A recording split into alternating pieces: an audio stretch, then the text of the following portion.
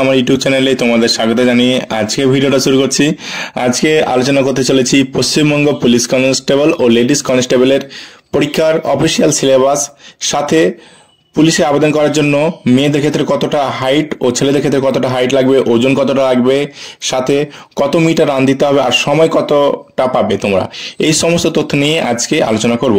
তো যে সমস্ত ভাই বন্ধুরা ও দাদারা এবার ভাবছে যে পরীক্ষাটা দেব ওয়েস্ট বেঙ্গল পুলিশ কনস্টেবলের, ও সাথে যারা আগামীতে পরীক্ষাটা দেবে তাদের ক্ষেত্রে কিন্তু এই ভিডিওটা খুবই গুরুত্বপূর্ণ হতে চলেছে। তো এই ভিডিওটা কেউ মিস করবে না, একদম প্রথম থেকে শেষ পর্যন্ত পুরোটাই দেখো, তাহলে পুলিশ কনস্টেবলের পরীক্ষার সম্বন্ধে তোমাদের একটা খুব ভালো ধারণা কিন্তু হয়ে যাবে। ঠিক আছে, আজকের এই একটা ভিডিওর মাধ্যমে। ঠিক আছে, তো দেখো ভিডিওটা শুরু করছি। দেখো প্রথমে তোমাদেরকে পরীক্ষার যে নোটিফিকেশন হয়েছে তাদের প্রথমে করতে হবে আবেদন করার পরে কিন্তু এই তিনটি ধাপের মধ্যে কি কি তিনটি ধাপ আছে দেখো। এই প্রথমে হবে লিখিত পরীক্ষা, তারপর হবে শারীরিক পরিমাপ ও শারীরিক দক্ষতা পরীক্ষা আর ইন্টারভিউ। এই তিনটি ধাপের মধ্যে কিন্তু এই নিয়োগ হয়ে থাকবে এই ডব্লিউপি। ঠিক আছে, তো লিখিত পরীক্ষা দেখো, আগে কিন্তু দুটো পরীক্ষা হতো ডব্লিউপি কনস্টেবলের ক্ষেত্রে, আগে লিখিত পরীক্ষা দুটো হতো, কিন্তু 2024-এর নতুন নিয়ম অনুযায়ী একটাই কিন্তু লিখিত পরীক্ষা হতে চলেছে। ঠিক আছে, আর শারীরিক পরিমাপ ও শারীরিক দক্ষতা পরীক্ষা অর্থাৎ কি কি এখানে বোঝাচ্ছে, যারা নতুন আছে তাদের ক্ষেত্রে বলে দিচ্ছি। দেখো শারীরিক পরিমাপ অর্থাৎ তোমার প্রথমেই যখন লিখিত পরীক্ষা পাস করলে তারপরে কিন্তু একটা অ্যাডমিট দেবে শারীরিক পরিমাপ ও শারীরিক দক্ষতা পরীক্ষার জন্য। ঠিক আছে, তো এই পরিমাপ অর্থাৎ তোমার উচ্চতা মাপা হবে, উচ্চতা আর ওজন মাপা হবে। ঠিক আছে, তো উচ্চতা আর ওজন যদি তোমার সঠিক হয়ে যায়, মানে ওদের যে একটা মাপ আছে সেই মাপ অনুযায়ী তোমার যদি ওজন ও উচ্চতা হয়ে যায়, তাহলে তুমি কিন্তু পরবর্তী ধাপের জন্য অর্থাৎ রানের জন্য কিন্তু তোমাকে কোয়ালিফাইড করবে। আর প্রথমে যদি তোমরা ওজনে বা উচ্চতায় যদি হাইটে বাদ পড়ে যাও, তাহলে কিন্তু তোমাদেরকে রান দিতে দিবে না, সেখান থেকে তোমাদের কিন্তু বাড়ি ফিরে চলে আসতে হবে। ঠিক আছে, তো কতটা উচ্চতা লাগবে, ওজন কতটা লাগবে, সেটা কিন্তু আমি আজকের এই ভিডিওর মাধ্যমে তোমাদের আলোচনা করে দেবো। এইটার পরে এটা যদি কোয়ালিফাইড হয়ে যাও, তারপরে কিন্তু ডাকা হবে ইন্টারভিউর জন্য। ঠিক আছে, এই ইন্টারভিউর জন্য ডাকা হবে। তো ইন্টারভিউটা কত নম্বরের, লিখিত পরীক্ষা কত নম্বরে, সেটা কিন্তু এবার তোমাদেরকে বলে দিচ্ছি। দেখো প্রথমে হবে লিখিত পরীক্ষা। তো লিখিত পরীক্ষা হচ্ছে তোমার এখানে চারটে সাবজেক্ট আছে। দেখো প্রথমে হচ্ছে জেনারেল অ্যাওয়ারনেস যে বা জেনারেল নলেজ, ইংরেজি, আর এখানে অঙ্ক, মাধ্যমিক লেভেলের অঙ্ক। ঠিক আছে, আর এখানে হচ্ছে রিজনিং ও লজিক্যাল অ্যানালিসিস। ঠিক আছে, তো এই চারটে দেখতে পাচ্ছ তোমরা, 1 2 3 এই চারটে সাবজেক্ট কিন্তু তোমার এই যে লিখিত পরীক্ষা আছে সেটাই পড়বে। লিখিত পরীক্ষার কি বলতো, কম্পিউটার বেসড কিন্তু টেস্ট নয় এটা। ঠিক আছে, এটা হচ্ছে ওএমআর অর্থাৎ একটা প্রশ্ন থাকবে, চারটে অপশন থাকবে। সেটা সেই ওএমআর তোমরা বুঝতে পারছো, চারটে অপশন থাকবে, তোমার গোল গোল পাকাতে হবে। ঠিক আছে, এমসিকিউ টাইপ এগুলো। ঠিক আছে, মাল্টিপল চয়েস কোশ্চেন থাকবে।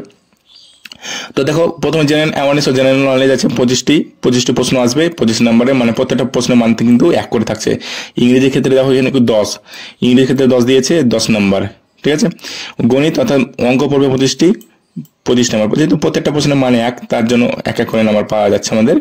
এখানে দেখো রিজনিংয়ে থাকছে 25টি, তাহলে হচ্ছে 25টি নাম্বার হচ্ছে 25, অর্থাৎ এই 25 করে তোমার নাম্বারটা হয়ে যাচ্ছে 85, অর্থাৎ 85টি প্রশ্ন আসবে 85 নম্বরের। ঠিক আছে, আর সময় বাঁচো কত, এখানে সময় বাঁচো 60 মিনিট, অর্থাৎ 1 ঘন্টা। এই 1 ঘন্টার মধ্যে কিন্তু 85টি প্রশ্ন তোমায় কিন্তু পুরোটা ফলো আপ করে আসতে হবে। এবার 85-র মধ্যে কেউ 60টা করবে, কেউ 50টা করবে, হ্যাঁ, কিন্তু ম্যাক্সিমাম করার চেষ্টা করে আসতে হবে। ঠিক আছে, যেগুলো হার্ড কোশ্চেন আছে সেগুলো কিন্তু প্রথমে ইগনোর করতে হবে। যেগুলো ইজি লাগবে তোমার ক্ষেত্রে, যেগুলো সহজ লাগবে সেগুলো কিন্তু ফটফট করে রাখতে হবে, কারণ এখানে সময় খুবই কম। 60 মিনিটে তোমার 25টা তোমার এখানে প্রশ্নের উত্তর কিন্তু দিতে মানে পড়তে হচ্ছে আর দিতেও হবে ম্যাক্সিমাম।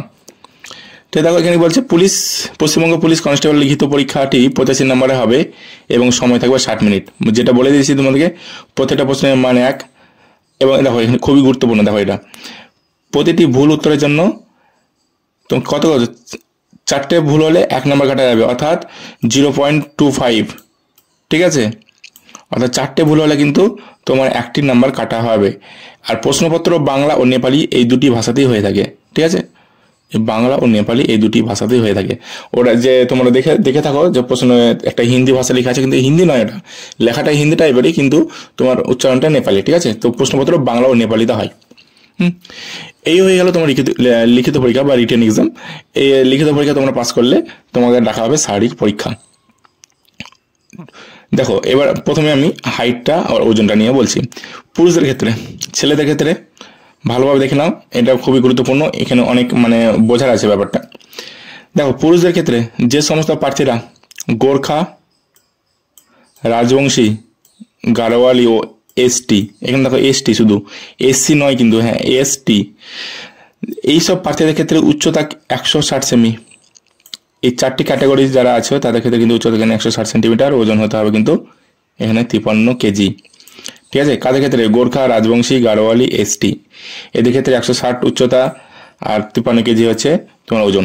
আর বুক ফুল হতে হবে 76 সেন্টিমিটার। ঠিক আছে, আর সমস্ত ক্ষেত্রে দেখো বাকি সমস্ত ক্যাটাগরি কি কি ক্যাটাগরি থাকছে তাহলে তোমরা দেখতে পাচ্ছ। থাকবে এখানে জেনারেল, ওবিসি, আর থাকছে তোমার এসসি। এইসব প্রার্থীদের ক্ষেত্রে তোমার হাইট হচ্ছে 167 সেন্টিমিটার, আর ওজন হচ্ছে 57 কেজি, আর এখানে ছাতি 78 সেন্টিমিটার। ঠিক আছে, এটা কিন্তু ছেলেদের ক্ষেত্রে গেল। মেয়েদের ক্ষেত্রে দেখো, মেয়েদের ক্ষেত্রে আছে গোর্খা, রাজবংশী, গাড়োয়ালি ও এসটি, এদের ক্ষেত্রে আছে 152 সেন্টিমিটার উচ্চতা বা হাইট লাগবে, আর ওজন হতে হবে 45 কেজি। ঠিক আছে, যারা গোর্খা, রাজবংশী, গাড়োয়ালি ও এসটি এই 4টে ক্যাটাগরি প্রার্থীর ক্ষেত্রে কিন্তু এই 152 সেন্টিমিটার লাগবে উচ্চতা, আর ওজন হতে হবে 45 কেজি।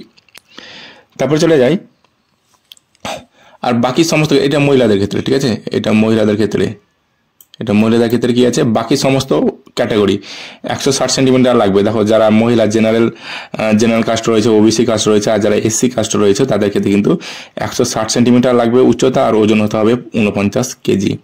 ঠিক আছে, বুঝতে পারলে। থার্ড জেন্ডার, দেখো আমাদের এখানে কিন্তু রাজ্যে থার্ড জেন্ডারটা নতুনভাবে অ্যাড করেছে। এদের ক্ষেত্রে দেখো গোর্খা, রাজবংশী, গাড়োয়ালি, এসটি এদের ক্ষেত্রে 155 সেন্টিমিটার আর 48 কেজি ওজন, আর বাকি সমস্ত ক্যাটাগরির ক্ষেত্রে 163 সেন্টিমিটার হাইট আর 52 কেজি ওজন। ঠিক আছে, এই চলে গেল তোমাদের ওজন আর উচ্চতা।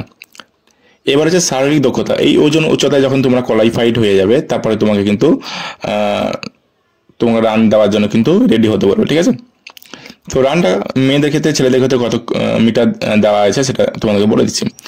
প্রথমে আলোচনা করবো পুরুষদের ক্ষেত্রে, অর্থাৎ ছেলেদের ক্ষেত্রে। ছেলেদের ক্ষেত্রে 1600 মিটার রান, 1600 মিটার রান দিতে হবে, 6.5 মিনিট সময় পাবে।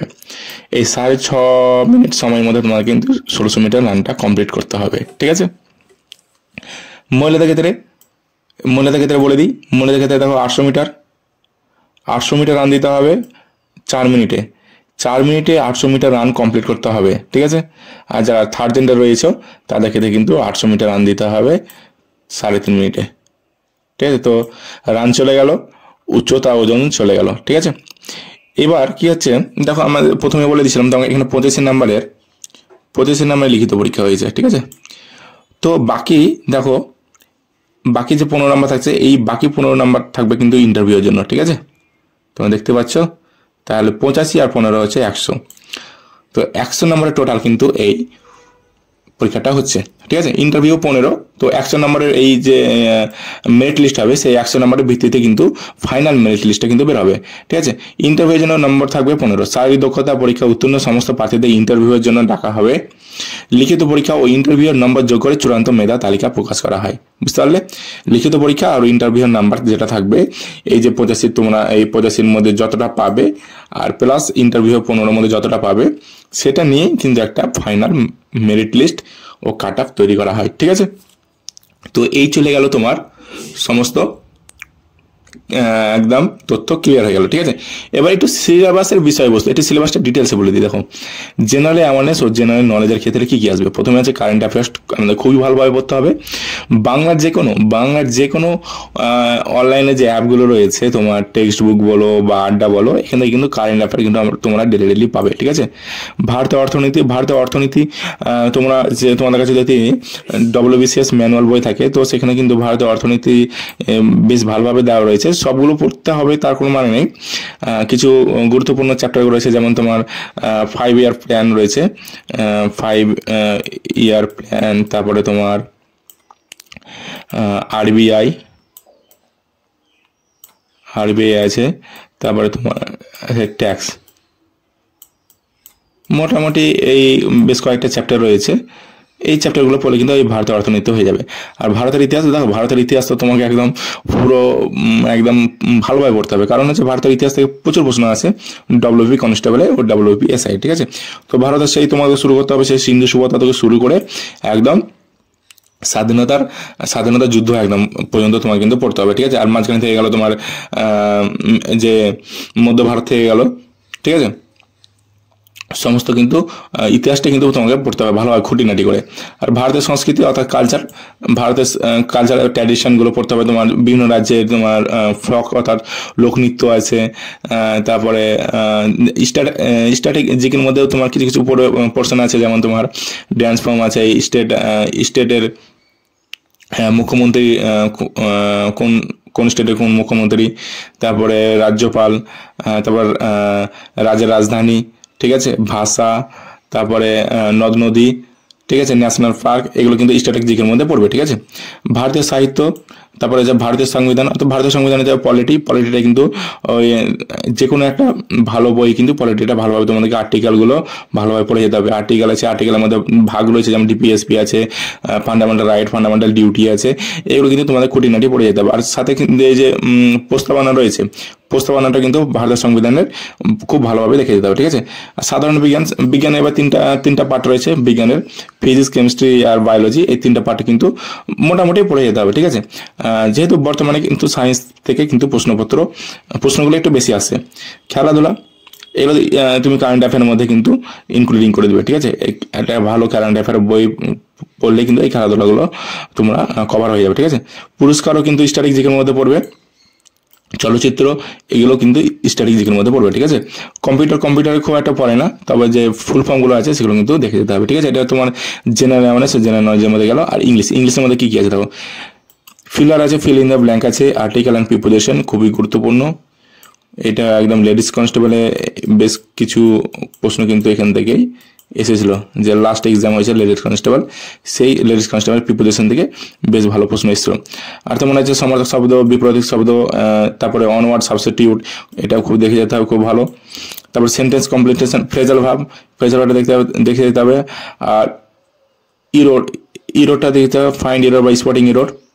আর ইডিএম ফ্রেজেস কিন্তু শুধু ডব্লিউপির জন্য নয়, আগে যে এর থেকে যে বড় বড় যে পরীক্ষাগুলো আছে তার ক্ষেত্রেও কিন্তু এগুলো খুবই গুরুত্বপূর্ণ, ঠিক আছে। প্যারা কম্পিটিশন, তারপরে স্পেলিং টেস্ট আর ইরর কারেকশন, ঠিক আছে। তো মোটামুটি ইংলিশ গ্রামারের যে বেসিকগুলো রয়েছে কিন্তু সেগুলো একটু দেখলেই হবে, ঠিক আছে। ইংলিশের ক্ষেত্রে যেহেতু 10 নম্বরে এটা আসবে, তো খুব একটা একদম চাপ নেবে না, ঠিক আছে। মোটামুটি কিন্তু ইংলিশটা একটু কভার করার চেষ্টা করবে। এই চলে গেল তোমার ইংলিশের ক্ষেত্রে। এবার অঙ্ক তোমরা জানো যে মাধ্যমিক লেভেলে যে রয়েছে, মাধ্যমিক লেভেল 10th লেভেলে যে অঙ্কগুলো ছিল আমাদের, সেগুলো পড়লে কিন্তু হয়ে যাবে। ভগ্নাংশ আছে, গসাগু লসাগু, অনুপাত সমানুপাত, অংশীদার, সময় কার্য, নল চৌবাচ্চা, সময় দূরত্ব, নৌকা স্রোত, শতকরা, লাভ ক্ষতি, সরল সুদ, মিশ্রণ। তারপর আছে ত্রিকোণমিতি খুব একটা প্রশ্ন আসে না, আসবে 2 থেকে 3টা থাকে, ঠিক আছে। 2 থেকে 3টে থাকে, আর 2 থেকে 3টে থাকে খুব একদম বেসিক লেভেলের, এই ত্রিকোণমিতি বলো আর পরিমিতি বলো আর এই যে জ্যামিতিক চিত্রকোণ, এইগুলো থেকে কিন্তু প্রশ্ন কম আসে, ঠিক আছে। এইগুলো থেকে কিন্তু বেশি আসবে প্রশ্ন, ঠিক আছে, অ্যারিথমেটিক থেকে। এই চলে গেল তোমার অঙ্ক সিলেবাসটা।